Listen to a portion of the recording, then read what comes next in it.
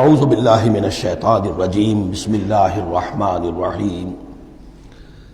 وَإِذْ قَالَتْ طَائِفَةٌ مِّنْهُمْ يَا أَهْلَ يَثْرِبَ، اور جبکہ ان میں سے ایک گروہ یہاں تک کہہ رہا تھا اے یثرب والو لا مقام لکم فارجعوا، اب تمہارا کوئی ٹھکانہ نہیں ہے، لوٹ جاؤ یہاں سے، کہاں تم مقابلہ کر سکتے ہو، یہ 12,000 کا لشکر آ گیا، کوئی ممکن ہے، کوئی امکان تمہیں نظر آتا ہے تو کسی طریقے سے کہیں سے بھاگنے کے لیے راستہ تلاش کرو۔ وَيَسْتَأْذِنُ فَرِيقٌ مِّنْهُمْ النَّبِيَّ، اور ان میں سے ایک گروہ جو ہے آ کر نبی سے اجازت طلب کر رہا تھا، یقولون ان بیوتنا عورا، اور وہ کہہ رہا تھا کہ ہمارے تو گھر کھلے پڑے ہوئے ہیں، یعنی گھروں کو اندیشہ ہے، گھروں کے اوپر پیچھے سے بنو قریظہ کے لوگ حملہ آور ہو جائیں، ہماری عورتیں وغیرہ جو ہم نے چند حویلیوں کے اندر جن کو جمع کیا ہے، آپ نے یہی کیا تھا حضور نے صلی اللہ علیہ وسلم، خواتین کو بچوں کو ایک ایسی جگہ پر کہ جہاں وہ وسطی علاقہ تھا مدینے کا، اور وہاں بڑی کوئی حویلی تھی اس میں جمع کر دیا تھا،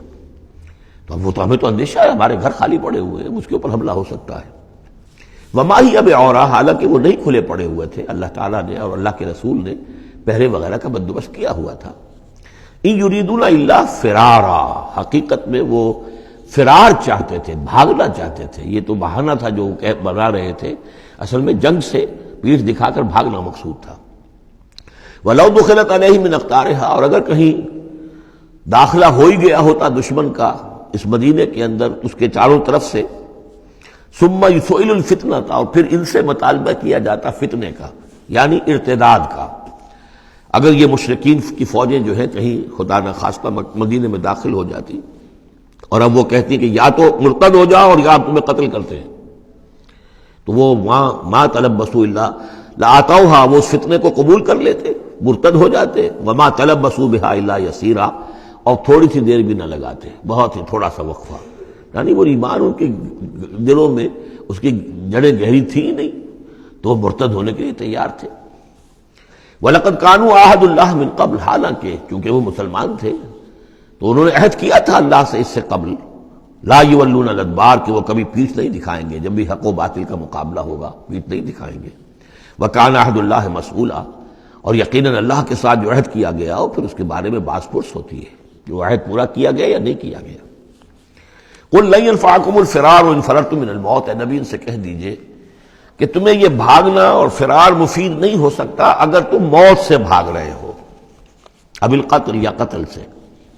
اس لیے کہ موت تو ہر جگہ آ سکتی ہے۔ وَإِذًا لَّا تُمَتَّعُونَ إِلَّا قَلِيلًا، اور آج موت نہ آئی، فرض کیجئے اس موقع پر نہ آئی، تب بھی آخر دنیا میں کوئی سامان رسنے بسنے کا جو ہے رہنے کا وہ آخر لامحدود تو نہیں ہے۔ لا طلب ثم لا تمتعون الا قلیلا، نہیں تمہیں ساز و سامان ملے گا دنیا کی زندگی کا مگر تھوڑا سا، کچھ دن اور جی لو گے۔ قل من ذا الذی یعصمکم من اللہ، ان سے پوچھئے کون ہے وہ جو تمہیں اللہ سے بچا سکے، ان اراد بکم سوءا، اگر اللہ ہی نے فیصلہ کر لیا ہو تمہارے بارے میں کسی بری چیز کا، او اراد بکم رحمہ، اور اگر اللہ نے رحمت کا فیصلہ کیا ہو تو کون ہے جو اس کی رحمت کے آڑے آ سکے۔ ولا یجدون لهم من دون اللہ ولیا ولا نصیرا، اور یہ نہیں پائیں گے اللہ کے مقابلے میں نہ کوئی ولی حمایتی اور نہ مددگار۔ قد یعلم اللہ المعوقین منکم، تم میں سے اے نام نہاد مسلمانوں، اے منافقوں، ہمیں خوب معلوم ہے، اللہ کو خوب معلوم ہے کہ کون ان میں سے روکتے ہیں دوسروں کو کہ مت جاؤ، محاذ پر مت جاؤ۔ جیسا کہ میں بتا چکا ہوں کہ دو طرف تو حرات تھے، ادھر سے حفاظت تھی، پیچھے بنو قریظہ تھے، چونکہ وہ معاہد تھے، ان سے معاہدہ تو موجود تھا، لہذا اس اعتبار سے بظاہر وہ بھی محفوظ تھا، ادھر سے حملہ نہیں ہو سکتا تھا، اگرچہ اندیشہ ہر وقت تھا کہ کبھی وہ بھی دغا دیں تو پھر یہ ہے کہ چکی کے دو پارٹوں کے درمیان مسلمان آ جائیں گے۔ لیکن جو سامنے کا علاقہ تھا وہاں وہ خندق وہ جو ہے کھود دی گئی، اور خندق سے ادھر جو ہے وہ مسلمان مورچہ لگا کے بیٹھے ہوئے، تو اب اس جو بھی وہ محاذ بنتا تھا اس پر کوئی نہیں جاتا تھا، روکتے تھے ادھر مت جاؤ، کہاں جا رہے ہو۔ قد یعلم اللہ المعوقین منکم، تم میں سے جو لوگ روکتے ہیں دوسروں کو، والقائلین لاخوانہم ہلم الینا، اور جو کہتے ہیں اپنے بھائیوں سے آؤ ہماری طرف آؤ، گھروں میں گھس جاؤ، چھپ جاؤ، تمہارا جو ہے کہیں نام و نشان نہ رہے، کہاں جا رہے ہو موت کے منہ میں۔ ولا یاتون الباس الا قلیلا، اور وہ نہیں آتے، حاضر نہیں ہوتے جنگ میں، یعنی میدان جنگ میں جہاں پر کہ فوجوں کا پڑاؤ ہے، آمنے سامنے کا معاملہ، مگر کبھی کسی وقت۔ شاذ اشیحتن علیکم، اے مسلمانوں یہ تمہارے حق میں بہت بخیل ہے، کوئی خیر نہیں چاہتے تمہارے لیے۔ یہ خیر خواہ نہیں ہے، تمہارے بدخواہ ہیں۔ فَإِذَا جَاءَ الْخَوْفُ رَأَيْتَهُمْ، اور جب اگر خوف اگر چلا جائے، یہ لشکر چلے جائیں، یہ خوف کی کیفیت ختم ہو جائے، رَأَيْتَهُمْ يَنظُرُونَ، اذا جاء الخوف، جب خوف آتا ہے، خوف کی کیفیت پیدا ہو جاتی ہے، خوفناک صورتحال، رَأَيْتَهُمْ يَنظُرُونَ إِلَيْكَ، تو اے نبی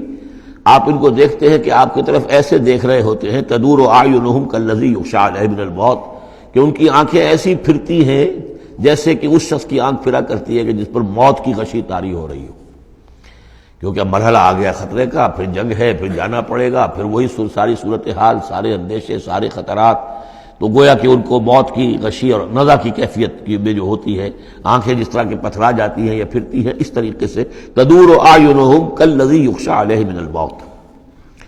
فَإِذَا ذَهَبَ الْخَوْفُ، اور جب خوف چلا جائے، ختم ہو جائے، یعنی وہ صورتحال جیسے کہ بعد میں ہو گئی کہ چلے گئے لشکر، جب چلے گئے تو اب ان کا طریقہ کار کیا ہے؟ وَإِذَا ذَهَبَ الْخَوْفُ سَلَقُوكُم بِأَلْسِنَةٍ حِدَادٍ، اب وہ تم پر پل پڑتے ہیں اپنی لوہے کی زبانوں کے ساتھ، یعنی زبانیں قینچیوں کی طرح چلنی شروع ہو جاتی ہیں۔ مسلمانوں پر تنقید بھی ہے، اپنے ایمان کا اظہار بھی ہے، چرب زبانی بھی ہے، تو حداد لوہے کی جیسے ان کی زبانیں لوہے کی ہوں، تو ہمارے محاورے میں قینچی کی طرح زبان کا چلنا۔ سلق جو ہے عربی محاورے میں، عربی لغت میں آتا ہے بسطن بقہر اما بالید او باللسان، کسی کے پر حملہ آور ہونا یا ہاتھ سے یا زبان سے۔ تو سلقوکم بألسنۃ حداد اشیۃ علی الخیر، اور پھر جو بھی کوئی مال غنیمت ہوگا اس کے اوپر یہ ایسے ہوں گے، جھکے پڑیں گے کہ مال سارا ہمیں ہی مل جائے۔ اولئک لم یؤمنوا، یہ وہ لوگ ہیں کہ جو حقیقتاً ایمان نہیں لائے۔ فاحبط اللہ اعمالہم، تو اے نبی انہوں نے اس کیفیت میں جو بھی کوئی نیکیاں کی ہیں، بظاہر نیکیاں، آپ کے امامت میں نمازیں بھی تو پڑھی ہیں نا انہوں نے، آخر مدینہ منورہ میں وہ نمازیں پڑھتے تھے منافق، کس کی امامت میں؟ محمد رسول اللہ کی امامت میں، کس مسجد میں؟ مسجد نبوی میں، لیکن ان کے سارے اعمال حبط ہو گئے۔ فاحبط اللہ اعمالہم، اللہ نے ان کے تمام اعمال اکارت کر دی۔ وکان ذلک علی اللہ یسیرا، اور یہ چیز اللہ پر بہت آسان ہے۔ یحسبون الاحزاب لم یذهبوا، جبکہ جا چکے ہیں لشکر، ان کا حال یہ ہے کہ ان کے اوپر ابھی تک خوف طاری ہے، جیسے ہوتا ہے کہ کسی بڑے حادثے کے بعد بھی بہت دیر تک اعصاب کے اوپر جو ہے وہ ایک طرح کی کپ کپی طاری رہتی ہے، انسان کے سنسناہٹ سی رہتی ہے، اتنا بڑا حادثہ ہوا ہے۔ یحسبون الاحزاب لم یذهبوا، یہ سمجھتے ہیں کہ وہ گئے نہیں ہیں، کہیں ادھر چھپ گئے ہوں، کہیں پھر دوبارہ آ رہے ہوں، کہیں حملہ دوبارہ تو نہیں کر رہے ہیں، یہ کوئی ان کی ٹیکٹیکل موو تو نہیں تھی کہ ذرا پیچھے ہٹ کے پھر حملہ آور کریں۔ یحسبون الاحزاب لم یذهبوا، یہ سمجھتے ہیں کہ وہ لشکر گئے نہیں ہیں۔ وَإِن یأتِ الاحزاب، اور اگر کہیں دوبارہ وہ لشکر جو ہیں، وہ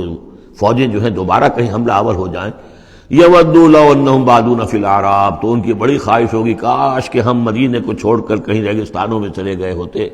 اور کہیں نخلستانوں میں جا کر آراب کی حیثیت کے ساتھ ہم ان کے ساتھ چلے گئے ہوتے، بادیہ نشینوں کے پاس۔ یسألونک عن انبائکم، اور وہاں سے اے مسلمانوں تمہاری خبریں معلوم کرتے رہتے۔ اب کیا ہوا؟